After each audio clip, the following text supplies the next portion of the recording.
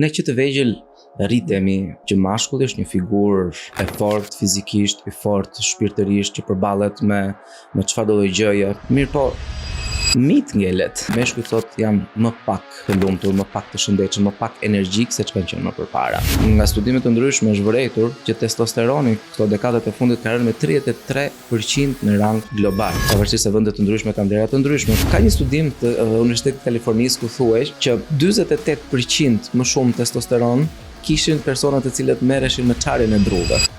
30 ishte përsa i përket marrjes me futboll. Nëse dikush dëshiron që të arrisë në mënyrë sa më natyrale nivelin e tij të testosteronit, cila është gjëja e parë që do duhet të rregullonte? Stili i jetesës është deciziv. Ka një statistikë që po lexoja online, thuaj që në 50 vitet e fundit, numri i spermatozoidëve tek meshkujt në rang global është përgjysmuar. Po, është e vërtetë. Niveli i fertilitetit është duke rënë dhe ka rënë ndjeshëm. Meshkujt e lidhin shpeshherë midis potencës seksuale dhe fertilitetit. Ti mund të jesh shumë potent në ana seksuale, por mund të kesh një problem që ka ndikuar në fertilitetin tënd.